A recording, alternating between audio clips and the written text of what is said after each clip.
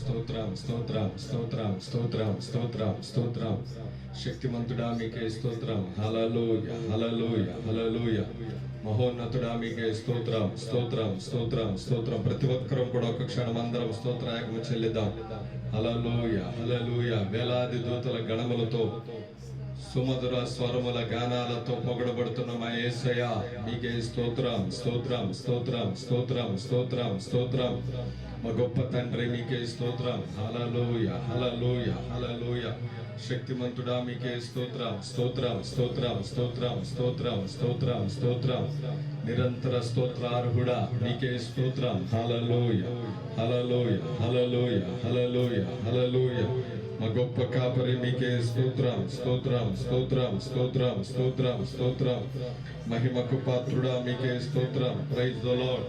హల్లెలూయా hallelujah hallelujah hallelujah hallelujah. ప్రార్థన చేసుకుందాం. దయచేసి అందరూ కూడా ప్రార్థనలోకి వీక్షించండి. ప్రార్థన చేసుకుందాం.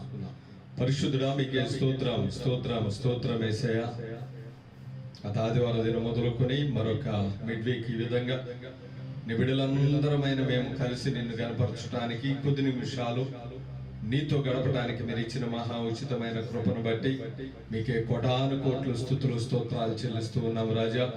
ఈ జరుగుతున్నటువంటి ఆరాధనలో పాలు పంపులు పొందుతున్న ప్రతి బిడ్డను మీ రాజ్యంలో జ్ఞాపకం చేసుకోండి. ఈ మహిమాయుక్తమైన ప్రసన్నత మాతో కూడా ఉంచండి. పాటల్లో, ఆరాధనలో, వాక్య పరిచర్యల, ప్రార్థన సమయాల్లో సమస్త మహిమ ఘనత ప్రభావములు మా అందరి ద్వారా మీరే పొందుకునమని ప్రార్థన చేస్తూ నాజరుడనే శక్తి కలిగిన నామములో ఈ ప్రార్థనకి వేడుకుంటున్నాము తండ్రి. ఆమేన్. అందరం కలిసి మాతో పాటు లైవ్ లో పార్టిసిపేట్ చేస్తున్న ప్రతి వ్యక్తి కూడా దేవుణ్ణి గణపరుద్దాం. మనందరికి వచ్చినటువంటి పాట సుమధుర స్వరముల గానాలతో వేలాది దూతల గణములతో కొనియాడబడుచున్న నా యేసయ్య అనే పాటను పాడదాం. ఈ పాట పాడుతూ ఉన్నప్పుడు దయచేసి అందరూ కలిసి స్వరం ఎత్తి పాట పాడుతూ యేసయ్య నామాన్ని గణపరుద్దాం. స్తోత్రం. హల్లెలూయా. సుమధుర స్వరముల గానాలతో వేలాది దూతల గళములతో కొనియాడబడుచున్న నా యేసయ్యా నీకే నారాధనా. సుమధుర స్వరముల గానాలతో వేలాది దూతల గళములతో కొనియాడబడుచున్న నా యేసయ్యా నీకే నారాధనా. మహదానందమే నాలో పరవశమే నిన్ను స్తుతించిన ప్రతి క్షణం. మహదానందమే నిన్ను స్తుతించిన ప్రతి క్షణం. సుమధుర స్వరముల గానాలతో వేలాది దూతల గళములతో కొనియాడబడుచున్న నా యేసయ్యా నీకే నారాధనా. ఎడారి త్రోవలో నే నడచినా ఎరుగని మార్గములో నన్ను నడిపినా నా ముందు నడచిన జయ వీరుడా నా విజయ సంకేతమా. ఎడారి త్రోవలో నే నడచినా ఎరుగని మార్గములో నన్ను నడిపినా నా ముందు నడచిన జయ వీరుడా నా విజయ సంకేతమా. నీవే నీవే నా ఆనందము, నీవే నీవే నా ఆధారము. నీవే నీవే నా ఆనందము, నీవే నా ఆధారము.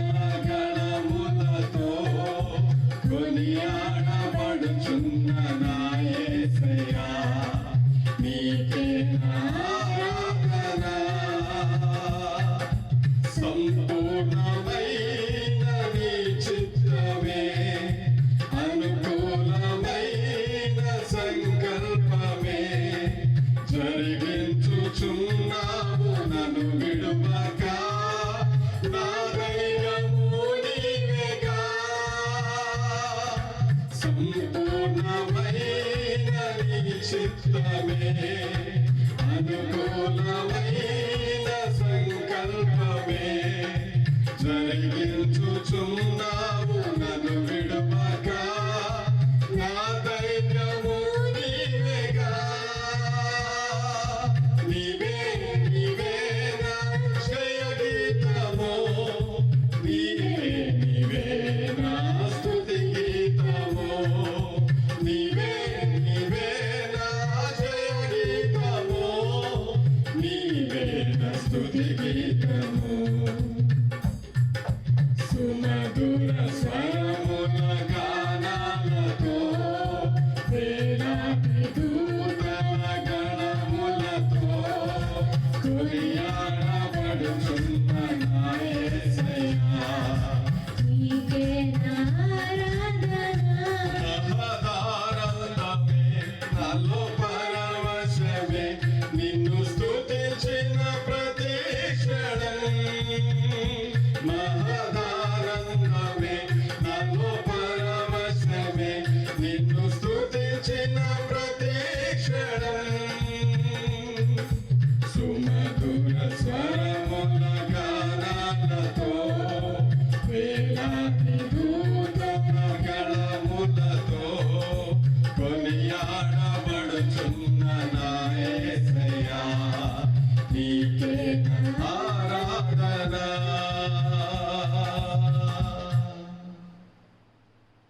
ప్రార్థన చేసుకుందాం ప్రియులరా. ప్రార్థన ద్వారా కొద్ది నిమిషాలు దేవుని వాక్యాన్ని మనం ధ్యానం చేసుకుందాం.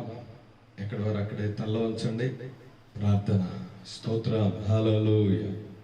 పరిశుద్ధుడా మీకే స్తోత్రం. హల్లెలూయ హల్లెలూయ హల్లెలూయ. మహోన్నతుడా మహాగణుడా పూజింపదగిన వాడా పూజార్హుడా ఇశ్రాయేలు చే స్తుతులపై ఆసీనుడైన తండ్రి అయిన దైవమా మీకే స్తోత్రం. హల్లెలూయ హల్లెలూయ. పరిశుద్ధుడా ప్రేమ కలిగిన తండ్రి కొద్ది నిమిషాలు నిన్ను పాడి ఆరాధించడానికి ఇచ్చిన కృపను బట్టి మీకు స్తోత్రాలయ్యా. కొద్ది నిమిషాలు నీ వాక్య ధ్యానంలోనికి మేము వెళుతూ ఉన్నాం. నీ నోటి బోరగా నీ దాసుడైన నన్ను నీ సిలువ చాటును మరుగుపరుచుకుని మాతో మాట్లాడండి. వాక్యం మీరే అంటున్నారు. మా అందరి జీవితాల్లో ధ్యానింపనై ఉన్న వాక్యము నీరు కట్టి ఫలభరితము చేయమని నజరుడనే శక్తి కలిగిన నామములో ఈ ప్రార్థన అడిగి వేడుకుంటున్నాము తండ్రి. ఆమేన్ ఆమేన్. సంతోషంగా దేవుని నామాన్ని ఈ విధంగానైనా గనపరుచుకోవడానికి దేవుడు ఇచ్చిన మహా ఉచితమైన కృపను బట్టి ప్రత్యేకంగా దేవుని గనపరుస్తూ పిల్లరా ఈ మిడ్ వీక్ ఈ విధంగా బుధవారం కూడా కొద్ది నిమిషాలు దేవుని గనపరుస్తూ మీతో గడపడానికి మరి దేవుడిచ్చిన మహా ఉచితమైన కృపను బట్టి ఆయనకే మహిమ కలుగును గాక. కొద్ది నిమిషాలు క్లుప్తంగా దేవుని యొక్క మాటలను మనం ధ్యానం చేసుకుందాం. జాగ్రత్తగా మీరు దీన్ని చూస్తూ ఆలకించాలని ప్రభు పేరట మీకు మనం చేస్తూ ఉన్నాం. ఒక వచనాన్ని నేను చదువుతున్నాను. కీర్తనల గ్రంథం 119వ కీర్తన 50వ వచనాన్ని ఒకసారి చదువుదాం. కీర్తనల గ్రంథము 119వ కీర్తన 50వ వచనం. నీ వాక్యము నన్ను బ్రతికించి ఉన్నది, నా బాధలో ఇదే నాకు నెమ్మది కలిగించుచున్నది. మనందరికీ బాగా పరిచయమైనటువంటి వచనం, బాగా తెలిసినటువంటి వచనం. కీర్తనలో దావీదు రాసినటువంటి కీర్తనలో ఆయన దేవుని వాక్యాన్ని ఉద్దేశిస్తూ ఈ మాటను చెప్తా ఉన్నాడు. ఏమనంటే, నీ వాక్యము నన్ను బ్రతికించి ఉన్నది, నా బాధలలో ఇదే నాకు నెమ్మది కలిగించుచున్నది. దేవుని వాక్యంలోంచి చూస్తే బాధలు అనేవి ఈ రోజుల్లో ఎవరిని కదిపేదానికి కూడా వీలు లేకుండా ఉంది. దావీదు తన బాధల్లో తన పరిస్థితులను బట్టి దేవుని యొక్క వాక్యం తనను బ్రతికించే విధానాన్ని తెలియజేస్తున్నాడు. వాక్యం బైబిల్ గ్రంథంలో చాలా స్పష్టంగా ఇచ్చిన మాట ఏంటంటే, మానవుడు రొట్టె వలన కాదు, దేవుని నోట నుండి వచ్చు ప్రతి మాట వలన జీవిస్తాడు. అంటే వాక్యానికి ఉన్నటువంటి సందర్భం ఒక చోట ఆహారానికి పోల్చాడు. తేనె కంటే అంటాడు ఒక చోట. నీ వాక్యం అగ్ని వంటిది, బండను బద్దలు చేయి సుత్తె వంటిది. ఇంకా చెప్పాలంటే చాకలి వాని సబ్బు వంటిది. ఖడ్గము, రెండంచుల వాడి గల ఖడ్గము కంటేను. ఎన్నో పోలికలు బైబిల్ గ్రంథంలో దేవుని వాక్యానికి కనబడుతోంది. నీరుకు సూచన. ఇలాంటి వాక్యం, దాని గురించే దావీదు మహారాజు స్పష్టంగా రాస్తున్నాడు. నీ వాక్యము నన్ను బ్రతికిస్తుంది. వాక్యం, అది ఎందు వాక్యం ఉండెను, వాక్యము దేవుని యొద్ద ఉండెను, ఆ వాక్యమే దేవుడై ఉండెను. స్పష్టంగా మనకు తెలుసు. దేవుడు మనల్ని బ్రతికించేవాడు.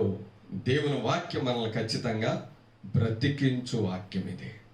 అయితే ఆయన అంటాడు, నా బాధలలో ఇది నాకు నెమ్మది కలిగించుచున్నది. దేవుని యొక్క వాక్యం అంట, లేదా దేవుడే, దాని అర్థం స్పష్టంగా మనం వెళ్ళాల్సి వస్తే, వాక్యమై ఉన్న దేవుడు గనుక, వాక్యమే దేవుడు గనుక ఆయన స్పష్టమైన క్లారిటీగా చెప్తున్నటువంటి మాట, నన్ను బ్రతికించున్నది. రెండవది, ఇదే నాకు నెమ్మది. దేవుడు మనకి నెమ్మదిని కలుగ చేసేవాడు.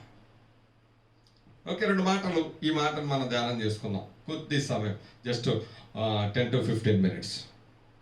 జాగ్రత్తగా వినండి. ఈ రోజుల్లో మీరు ఎవరినైనా సరే ఫోన్ చేసి ఎలాగున్నారు అని అడిగాను. బాధలు చెప్పని వాళ్ళు ఉన్నారా? ఎందుకంటే మేము ఫోన్లు చేస్తూ ఉంటాం, విశ్వాసులకి కానివ్వండి, తోటి జత పని వారికి కానివ్వండి, అలాగే తెలిసిన వాళ్ళకి కానివ్వండి. కలిసే పరిస్థితులు లేవు కాబట్టి ఎలాగున్నారు, బాగున్నారా అని మనం అడుగుతూ ఉంటాం. చాలామంది చెప్పే మాట ఏంటంటే, మా పరిస్థితులు ఎలా ఉన్నాయి, వాళ్ళ బాధలు చెప్పడమే. ఒకవేళ బాధలు లేని వాళ్ళు ఉంటారు, అందరూ బాధలతోనే ఉండరు, బాధలు లేని వాళ్ళు ఉంటారు. కానీ ఒకవేళ కొంతమంది పరిస్థితులు ఎట్లా ఉంటాయో చెప్పరు ఒక మాట నేను మీకు. ఒకవేళ మేము బాధల్లో లేవని అంటే అవతలోడు అమ్మో వాళ్ళు బ్రతికేస్తున్నారు అనుకుంటారేమో అని అనుకోడు. కొంతమంది ఏం చేస్తారు తెలుసా, వాళ్ళ బాధలు చెప్పడం మొదలు పెడతారు. ఇలాంటి సందర్భాలు ఎంతో మందిని ఇప్పుడు చూస్తూ ఉన్నాం. కానీ దావీదు చాలా స్పష్టంగా మాట్లాడుతున్నాడు. ఏమనంటే, నాకున్నటువంటి బాధలలో దేవుడే నాకు నెమ్మదిని కలుగజేశాడు. ఆయన వాక్యమే నన్ను బ్రతికించింది. దేవుడే నాకు ఈ స్థితినిచ్చాడు, దేవుడే నన్ను బ్రతికించాడు, దేవుడే నాకు జీవం ఇస్తున్నాడు, దేవుడే నాకు ఆయుష్నిచ్చాడు, దేవుడే నా ప్రతి పరిస్థితుల నుంచి తప్పించాడు. ఆయన వాక్యమే నాకు ఈరోజు నేను నెమ్మదిగా ఉన్నానంటే ఆయన వాక్యమే. ఒకసారి ఆ మాటను ఆలోచన చేస్తే, నా బాధలో, ఈ రోజుల్లో బాధలు అనేవి సర్వసాధారణం. నేను బైబిల్ గ్రంథంలో కొన్ని వెతుకుతూ ఉన్నప్పుడు చాలా నాకు కనిపించాయి. కొంతమందికి శరీర బాధలు ఉంటాయి, ఆర్థిక బాధలు ఉంటాయి. చూడండి, లోకంలో ఈరోజు ఆకలి బాధలు ఉన్నాయి. ఆకలితో అలమటించిపోతూ ఉన్నారు ప్రజలు. రోగం బాధలు ఉన్నాయి, అప్పుల బాధలు ఉన్నాయి. బాధ అనేది ప్రతి కుటుంబాన్ని ఏలుబడి చేస్తున్న దినాలివి. ఎప్పుడు ఆగిపోద్దో తెలియదు, ఎప్పుడు దీనికి సంబంధించిన మెడిసిన్ వస్తుందో తెలియదు, ఇది ఇంకా ఎంతమందిని బలి తీసుకుంటుందో తెలియదు. ప్రజల్లో ఒకలాంటి భయం, ఒకలాంటి ఆందోళన వచ్చేస్తుంది. ఈరోజు నువ్వు వినబోతున్న మాట నిన్ను బలపరచాలని నా ఆశ, మా కోరిక. దేవుడు అందుకే నీతో మాట్లాడుతున్నాడు. ఏమనంటే, దావీదు స్పష్టంగా చెప్తున్నటువంటి మాట, నన్ను బ్రతికించినది వాక్యం, నాకున్న బాధలలో నెమ్మది కలిగించింది ఇదే నాకు. బైబిల్ గ్రంథంలో ఒక మాట మనం ధ్యానం చేసుకుందాం. ఒక బాధల్లో నుంచి ఒక బాధ మనం ఒకసారి చూద్దాం. చదవండి పరిశుద్ధ గ్రంథంలో లూకా సువార్త, క్షమించండి, మార్కు సువార్త 5వ అధ్యాయం ఈ మాటను ఒకసారి మనం చూద్దాం. మార్కు సువార్త 5వ అధ్యాయం. మొదటిగా ఈ మాట మనం ధ్యానం చేద్దాం. మార్కు సువార్త 5వ అధ్యాయము 29వ వచనాన్ని ఒకసారి చూద్దాం. నేను చదువుతున్నాను. వెంటనే ఆమె రక్తధార కట్టెను గనుక తన శరీరములోని ఆ బాధ నివారణ అయినదని గ్రహించుకొనెను. ఇక్కడ ఒక బాధ కనపడతా ఉంది. ఏంటంటే ఆ బాధ తన శరీరములోని ఆ బాధ నివారణ అయినదని గ్రహించుకుందంట. ఎవరు అంటే మనందరికి తెలిసినటువంటి 12 బైబిల్ ఎన్నోసార్లు నేను చదివినటువంటి మాటే. 12 సంవత్సరాలుగా రక్తస్రావంతో బాధపడుతున్న స్త్రీ. బైబిల్ గ్రంథంలో చాలా మంది ఉన్నారు. కొంతమంది ఎక్కువ కాలం రోగాలను కలిగినటువంటి వారు మనకు తెలుసు. ఎక్కువ శాతం 38 సంవత్సరాలుగా బేతెస్తా కోనేటి దగ్గర పడి పక్షవాయుతో బాధపడుతున్నటువంటి వ్యక్తిని చూస్తాం. అలాగే 18 సంవత్సరాలుగా నడువంగిపోయినటువంటి స్త్రీని మనం చూస్తాం. అలాగే కొన్ని సంవత్సరాలు బాధపడిన వారి జాబితాలో ఈమె కూడా 12 సంవత్సరాలు, ఒకటి కాదు రెండు కాదు, ఎన్ని సంవత్సరాలు? 12 సంవత్సరాలు రక్తస్రావంతో బాధపడతా ఉంది.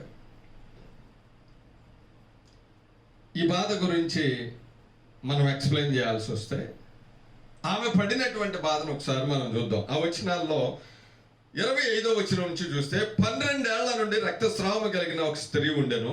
ఆమె అనేక వైద్యుల చేత ఎన్నో తిప్పలబడి తనకు కలిగినదంతయు వ్యయం చేసుకొని ఎంత మాత్రము ప్రయోజనము లేక మరింత సంకటపడెను. ఆమె యేసును గూర్చి విని నేను ఆయన వస్త్రములు ముట్టినా బాగుపడుదును అనుకొని జన సమూహములు ఆయన వెనుకకు వచ్చి ఆయన వస్త్రమును ముట్టెను. చూడండి, 12 సంవత్సరాలుగా బాధపడతా ఉంది. అనేక వైద్యుల చేత తిప్పలబడిందంట. ఇక్కడ కాదు అక్కడ కాదు ఇక్కడ మనం తిరుగుతామే. ఉన్న ధనమంతా వ్యయమైపోయింది, ఖర్చు అయిపోయింది. ఏం చేయాలో అర్థం కాని పరిస్థితి. బాధపడుతున్నటువంటి ఆ దినంలో ఒకరోజు ఏమికి ఒక వార్త తెలిసింది. ఏంటంటే యేసయ్య వస్తున్నాడు, ఆయనను గనుక నేను ముట్టుకుంటే నాకు స్వస్థత వచ్చేస్తుంది.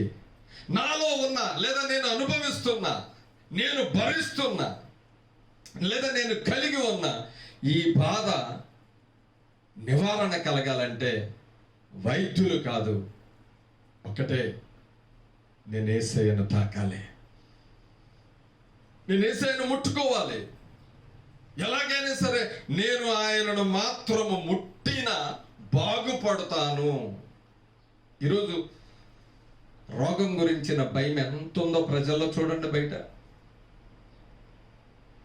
ఒక కలిసి ప్రయాణం చేసేది లేదు, కలిసి షేక్ హ్యాండ్ ఇచ్చేది లేదు, దగ్గరగా నిలవబడి మాట్లాడేది లేదు. చూడండి, రోగం, అలాంటి రోగం ఏలుబడి చేస్తా ఉంది. మీకు ఒక మంచి మాట చెప్పాలి. ఆమె ఏ విశ్వాసంతో అయితే అక్కడికి వచ్చిందో దేవుని వాక్యం సెలవిస్తుంది, అదే విశ్వాసముతో వెళ్ళింది, ఆయనను తాకింది. వెంటనే ఆమెలో నుండి ఆ బాధ నివారణ అయినదని ఆమెకు గ్రహించుకుందంట. ఈరోజు నేను దీనిలోంచి ఇంకా ఎక్కువ వెళ్ళాలని ఇష్టపడలేదు, కానీ మీకు సూటిగా ఒక మాట చెప్తాను. బయటికి వెళ్దామా, లేదా ఏదన్నా చేద్దామా, లేదా పరిస్థితి ఇది అనుకుంటున్నటువంటి పరిస్థితుల్లో, రోగం గురించి భయపడుతున్నటువంటి పరిస్థితుల్లో నా యేసయ్య నీకున్నాడు, నీ బాధలన్నిటి నుంచి విడిపించే శక్తిమంతుడు. ఆమేన్, హల్లెలూయా. ఆమె 12 సంవత్సరాలుగా బాధను అనుభవిస్తుంది. ఒకడు ఇందాక మనం జ్ఞాపకం చేసుకున్నాం, 38 ఏళ్ళు. ఒక ఆవిడ 18 ఏళ్ళు. నా యేసయ్య, అందుకనే ఆయన అంటాడు, స్వస్థపరచు యెహోవాను నేనే. చూడండి, అక్కడ రాయబడినటువంటి మాట, వెంటనే ఆమె రక్తధార కట్టెను గనుక తన శరీరములోని ఆ బాధ నివారణ అయినదని ఆమె వస్త్రాన్ని ముట్టిందండి. యేసయ్యకి తెలిసిపోయిందంట. వెంటనే ఆయన అంటాడు కదా, తనలో నుండి ప్రభావం బయలు వెళ్ళింది అని గ్రహించి జనసమూహము వైపు తిరిగి నా వస్త్రములు ముట్టినదెవరని. 93వ కీర్తనలో ఒక మాట రాయబడి ఉంది. ఏంటో తెలుసా? ఆయనంట ప్రభావమునే వస్త్రముగా ధరించాడంట. మీకు ఒకటి గమనించాలి, ఆయన వస్త్రములో ప్రభావం ఉంది కాదు, వస్త్రములో శక్తి ఉంది, వస్త్రములో బలం ఉంది కాదు. అక్కడ రాయబడినటువంటి సత్యం ఏంటో తెలుసా? ప్రభావమునే ఆయన వస్త్రంగా ధరించాడంట. ఆయన మీద ఉన్నదే ప్రభావం. ఆయన వస్త్రపు చెంగును ముట్టితే బాగుపడదాని అనుకుంది, వస్త్రపు చెంగును ముట్టింది, ప్రభావంగా ధరించిన వస్త్రాన్ని ముట్టింది ఆమె, వెంటనే బాగుపడిపోయింది. ఆ బాధ నివారణ అయ్యేది. ఈరోజు ఒక సత్యాన్ని మనం ఖచ్చితంగా తెలుసుకోవాలి. ఇలాంటి రోగాన్ని గురించి భయపడుతుంటట్లయితే నా దేవుడు ఖచ్చితంగా మన పక్షాన ఉన్నాడు. అందుకనే మీకు ఒక మంచి సజెషన్ నేను ఇస్తాను. భయపడొద్దు. అనేకులు ఈరోజు రకరకాలుగా భయపడుతూ ఉన్నారు. భయపడొద్దు. మహోన్నతుని చాటున నివసించువాడే సర్వశక్తి నీడను విశ్రమించువాడు. నువ్వు దేవుని నీడలోనికి రా, ఆయన వస్త్రం కిందికి రా, ఆయన రెక్కల కిందికి రా, ఆయన ప్రభావము కిందికి రా. బైబిల్ చెప్తున్నటువంటి సత్యం, ఆయన రెక్కలే నీకు ఆరోగ్యము కలగజేస్తాయంట, ఆయన రెక్కలే నీకు ఆశ్రయాన్ని కలగజేస్తాయంట. బైబిల్లో ఆయన గురించి చెప్పినటువంటి మాట ఒకసారి చెప్తాను. ఆయన పేరు యెహోవా రాఫా, స్వస్థపరచు యెహోవా. చూడండి ఎన్ని వాగ్దానాలు ఉన్నాయో. ఆయన సిలువలో కార్చిన రక్తము ద్వారా గాయములకు స్వస్థత నొందితిరి. నొందుతారు కాదు, మీరు నొందారు. విశ్వాస సహితమైన ప్రార్థన ఆ రోగిని స్వస్థపరచును. మరొక మాట చెప్పన, 38 ఏళ్ళగా బేతెస్తా కోనేటి ఇవే మనం అనుకుంటా ఉంటాం, ఇంత స్వస్థతలని. ఒక కుష్టి వ్యాధి కలిగినాడు యేసయ్య దగ్గరికి వెళ్ళాడు. యేసయ్య కొండ మీద ప్రసంగాన్ని ముగించుకుని దిగొస్తున్నాడు. ఈ కుష్టి వ్యాధి కలిగినాడు వెళ్ళి, నీకిష్టమైతే నన్ను శుద్ధినిగా చేయగలవు అన్నాడు. యేసయ్య ఏం చేశాడు తెలుసా? వాడు అపవిత్రమైన రోగం కలిగినాడు. వాడిని చూసి ప్రజలందరూ దూరం అయిపోతూ ఉన్నారు. కానీ నా యేసయ్య నాకిష్టమే అని వెళ్ళి వాడిని ముట్టాడు. ఆ కుష్టు తక్షణమే వాడిని విడిచిందని రాయబడింది. మనము బలహీనులుగా ఉండటం, మనం అనారోగ్యులుగా ఉండటం, మనం బాధలు అనుభవించటం, శరీర సంబంధమైన రోగాలను మనం దాయటం, భరించుకోవటం నా దేవునికి ఎంత మాత్రం ఇష్టం కాదు. ఆయన ఇష్టం చెప్పనా? మనం ఆరోగ్యంగా ఉండటం నా దేవునికి ఇష్టం. మనం బలహీనులుగా ఉండటం దేవునికి ఇష్టం కాదు. నువ్వు దాన్నే రెన్యువల్ చేసుకోవద్దు ఎప్పుడు కూడా. నా దేవునికి ఇష్టమైనది ఏంటో తెలుసా? మనం ఆరోగ్యవంతులుగా ఉండటం నా దేవునికి ఇష్టం. అందుకని అంటున్నాడు అక్కడ, నీ వాక్యము నన్ను బ్రతికించింది, నా బాధలలో నాకు నెమ్మది కలిగించింది అంటున్నాడు. నీకు నెమ్మది కలగాల. ఎగ్జాంపుల్ ఒక మాట చెప్తాను సంగమా. ఇలాగే కుష్ఠవ్యాధి కలిగిన వాడు సైన్యాధిపతి ఉన్నాడు బైబిల్లో. ఎవరైనా? నయమాన్. ఎన్ని సంవత్సరాలు దాచి ఉంటాడో. ఇశ్రాయేలీ దేశపు చిన్నది, అయ్యా మా దేశంలో ఒక మంచి ప్రవక్త ఉన్నాడయ్యా, నువ్వు అక్కడికి వెళ్ళు, ఖచ్చితంగా దేవుడు నిన్ను బాగు చేస్తాడని చెప్పింది. వెళ్ళాడు. ఇంటి ముందు నిలిచాడు, వాకిట నిలిచి అంటాడు, సిరియా దేశపు సైన్యాధిపతి అయిన నయమాను వచ్చానని చెప్పు. లోపల నుంచి కూడా అంతే కబురు వచ్చింది. పోతూ పోతూ యోర్దాను నదులు 7 మార్లు మునిగిపోమని స్వస్థత వస్తుంది. నా దేశంలో అంతకంటే మంచి నదులు లేవా అని తిరిగి వెళ్ళిపోతూ ఉన్నాడు. ఆ పక్కన చెప్తున్నాడు సైనికుడు, అంతకంటే గొప్పది ఏదన్నా చేయమంటే చేయలేవయ్యా నువ్వు. ఒకవేళ ఆయన గనక రక్త ప్రోక్షణమో తర్పణమో ఏదన్నా చేయి, ఎంతమందితో నువ్వు కడుగు, ఎంతమంది రక్తాన్ని చెందించు అని అంటే వాడు ఆ దేశం కూడా వెళ్ళేవాడో కాదో తెలియదు, ఎక్కడే ఎంతోమందిని చంపేసేవాడు.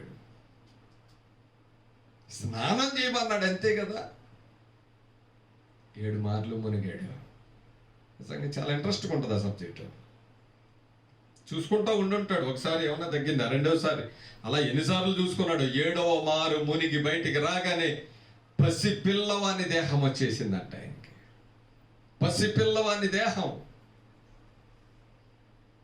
ఇప్పుడు ఎంత వాకెట్ నిలబడేది కాదు. ప్రవక్త ఎదుట సాగిలపడ్డాడు వచ్చి. ప్రవక్త ఆయనకి చెప్పినటువంటి ఒక మాటను చదువుదాము మనం. 5వ అధ్యాయం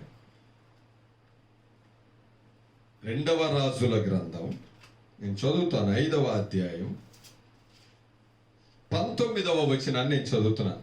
ఎలీషా ఆ వ్యక్తితో చెప్తున్నాడు, నయమానుతో, నెమ్మది కలిగిపో. ఏంటంట చూడండి, అక్కడ రాయబడినటువంటి మాట. ఎలీషా అంటున్నాడు, నెమ్మది కలిగి పొమ్మని అతనికి సెలవిచ్చాను. అంటే ఎంతకాలం నెమ్మది ఉందా? బైబిల్లో మనం చదివినటువంటి మాట కూడా అదే. నీ వాక్యము నన్ను బ్రతికించి ఉన్నది, నా బాధలో ఇదే నాకు నెమ్మది కలిగించింది. నా దేవుడు తప్ప దీని నుంచి తప్పించగలిగిన వాడు వాళ్ళకి ఎంతకాలం ఎవడు దొరకలేదు, ఎవరికి తెలియదు కూడా. ఈరోజు ఇంకో సత్యాన్ని కూడా మనం ఎరగాలి. నీ ఇంటి చుట్టూ తన ప్రాకారముగా నిలిచి, ప్రవక్తల చుట్టూ ప్రాకారముగా నిలిచిన దేవుడు, నీవు ఆయన రెక్కల క్రిందకు వచ్చినప్పుడు, ఆయనను ఆశ్రయించినప్పుడు, ఆయన ప్రభావము కిందకు వచ్చినప్పుడు, ఆయన చేతి నీడలోనికి దక్షిణ హస్తము క్రిందకు వచ్చినప్పుడు ఇలాంటి సాహస కార్యాలను నువ్వు చూస్తావు. నేను ఫేస్బుక్లో అనుకుంటా ఈ కరోనా వచ్చి దాన్ని జయించి డిశ్చార్జ్ అవుతున్న ఒక వ్యక్తిని నేను చూశాను. ఆమె వస్తూ ఇలా బైబిల్ చేత పట్టుకుని, నా దేవుడే నన్ను బ్రతికించాడు అని చెప్తా వస్తా ఉంది. ఈరోజు ఒక మంచి మాటను మనం వింటున్నాం. నీ ప్రతి బాధ నుంచి విడిపించగలిగిన వాడు, నీ సమస్యను తొలగించగలిగిన వాడు, నీ బాధను నిర్మూలన చేయగలిగిన వాడు, నీ రోగాన్ని పాడు చేయగలిగిన వాడు, నిర్జీవ క్రియలను జీవముగా మార్చగలిగిన వాడు నా నజరేయుడైన యేసు. ఖచ్చితంగా నీలో నుంచి ప్రతి బాధను తొలగించువాడు ఆయన. నువ్వు ఈరోజు దేనిని గురించి అయితే లోకంలో అనుభవిస్తున్నావో, మీరు వినండి, నీ దరి చేరనివ్వకుండా కాపాడగలిగిన వాడు ఆయనే. నీ పక్షా నుండి వాడు ఆయనే. ఆయన అంటున్నాడు, నీ వాక్యము నన్ను బ్రతికించిందయ్యా. నా బాధలలో ఇదే నాకు నెమ్మది కలిగించింది. బాధలలో నెమ్మది కలిగించేది దేవుని వాక్యం. ప్రతిరోజు మీకు ఒక మంచి మాట చెప్పేసి నేను ముగిస్తాను. ప్రార్థన చేయండి, ఆయన రెక్కల క్రిందకి రండి, ఆయన నీడను ఆశ్రయించండి. ఆయన రెక్కల కిందకి రండి, సురక్షితంగా ఉంటావు. ఆయన రెక్కల క్రిందకి రండి, నీకు ఆరోగ్యం ఇస్తాడు. ఆయన రెక్కల క్రిందకి రండి, ఆ వాక్కు కిందకి రండి, ఆయన ప్రభావము కిందకి రండి. దేవుడు నిన్ను స్వస్థపరచగలిగిన వాడు.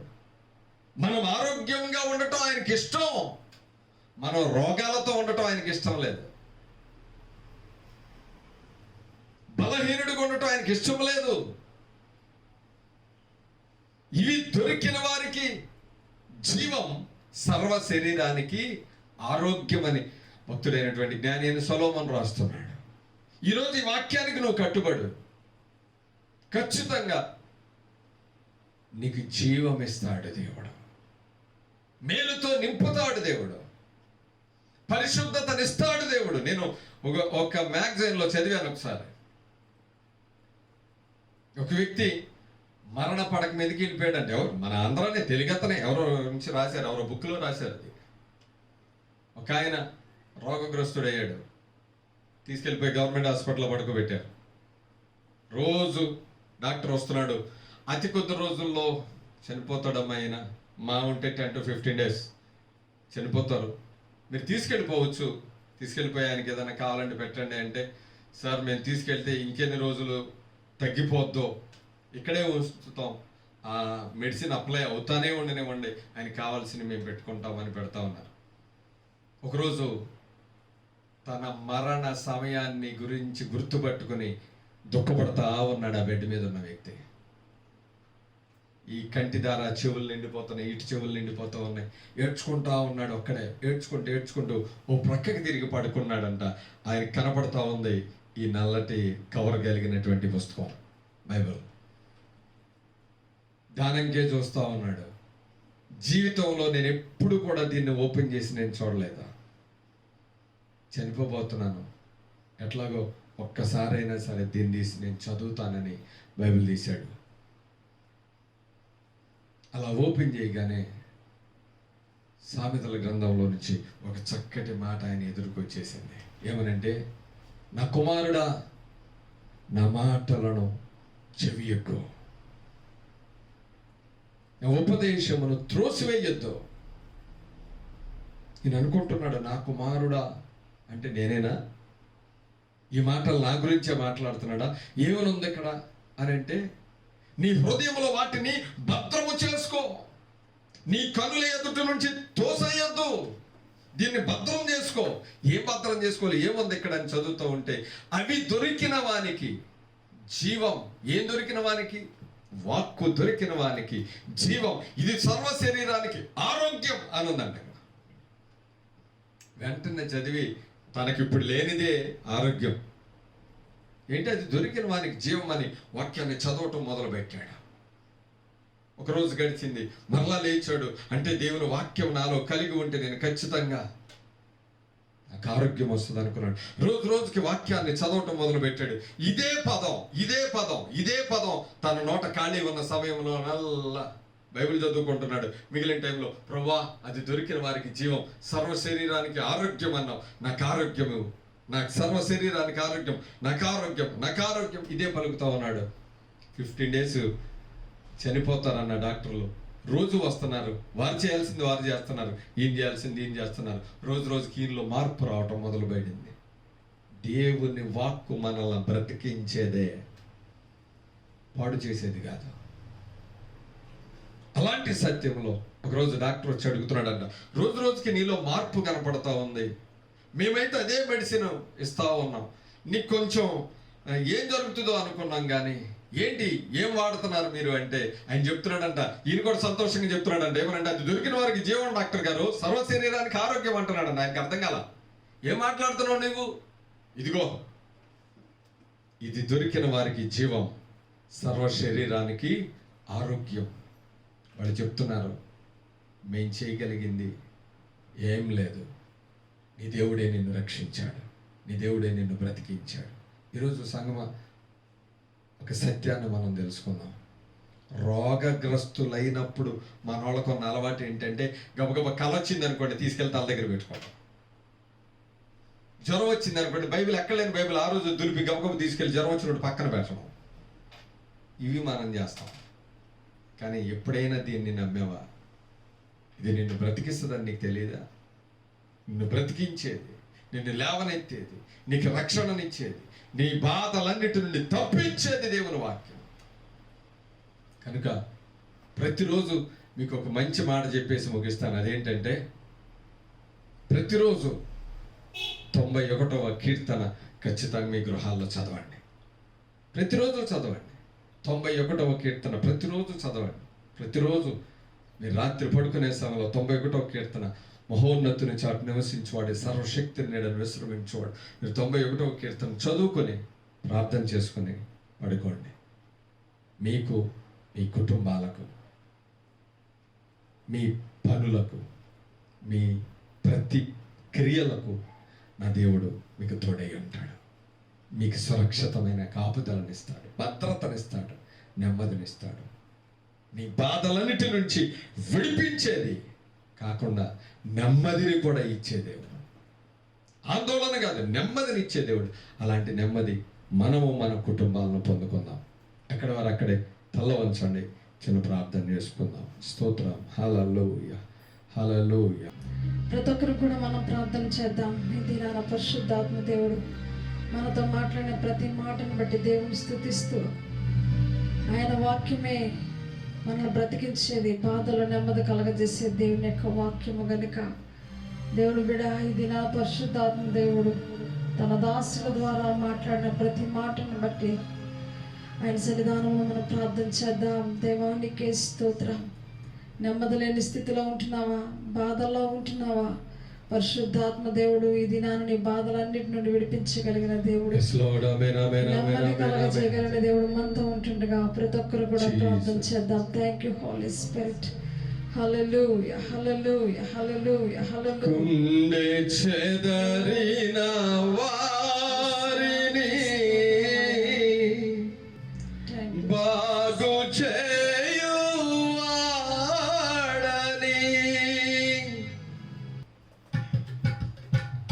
గుండె చెదరిన వారిని బాగు చేయువాడని,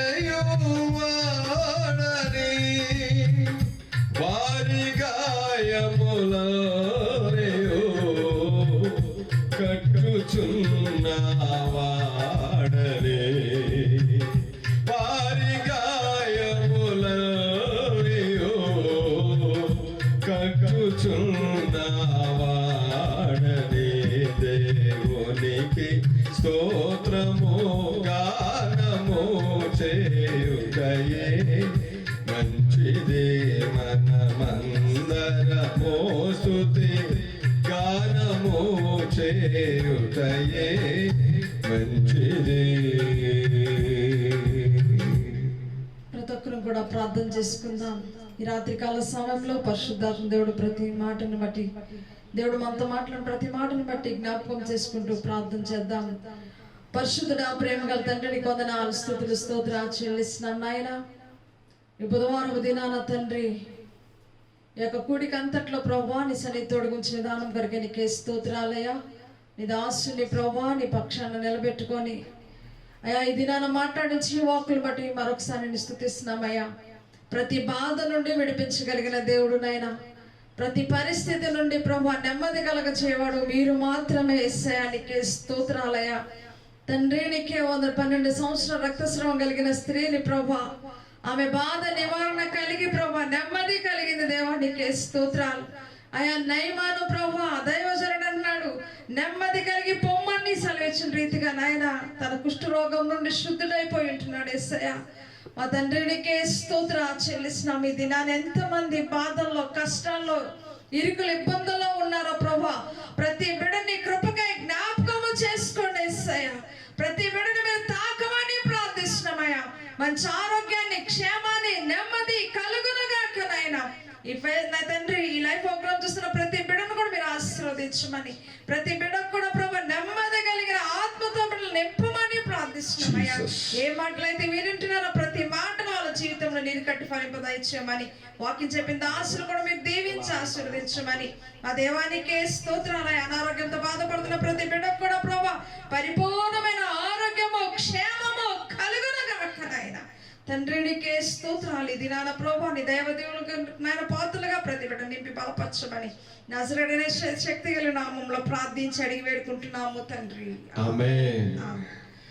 యేసు రక్తమే జయం, సిలువ రక్తమే జయం. ప్రభువు యేసు నామమునకు సంపూర్ణ విజయం కలుగును గాక. అపవాది క్రియలకు అనంతరాశను మన తండ్రి అయిన దేవుని ప్రేమ, కుమారుడైన యేసుక్రీస్తు యొక్క కృప, పరిశుద్ధాత్మ యొక్క అన్యోన్య సహవాసమున సన్నిధి చేరున మనందరికీ, సకల పరిశుద్ధులకు లైవ్ కార్యక్రమం ద్వారా చూస్తున్న ప్రతి బిడ్డకును, వారి కుటుంబాలకు సదా తోడై ఉండి నడిపించును గాక. ఆమేన్ ఆమేన్. ప్రభు మిమ్మల్ని దీవించును గాక. ప్రియులరా దయచేసి గమనించండి, మరలా ఆదివారం యథావిధిగా 11:30 నుంచి మన లైవ్ ప్రారంభమవుతుంది. గమనించండి ఒక మాట, ఎవరు బయట తిరగొద్దు, గృహాల్లోనే ఉండండి. విజయవాడ ప్రాంతం వారికి మరీ ముఖ్య గమనిక ఏంటంటే విపరీతంగా స్ప్రెడ్ అవుతూ ఉంది. ఇటు మా ఏరియాలో కూడా దగ్గర సూరంపల్లి అటు ఏరియాలన్నింటిలో రెడ్ అలర్ట్ ప్రకటిస్తూ ఉన్నారు. ఎందుకంటే సూరంపల్లిలో కూడా కేసు వచ్చింది.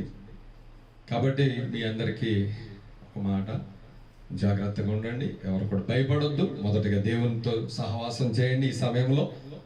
అలా అని బయట తిరగద్దు, గృహాలలో ఉండండి. ఆ సమయంలో ప్రార్థన చేసుకోండి, దేవుణ్ణి కనపరచండి. దేవుడి అటు కృప మనందరికీ అనుగ్రహింపచేయును గాక. Amen. Amen. Praise the Lord. God bless you.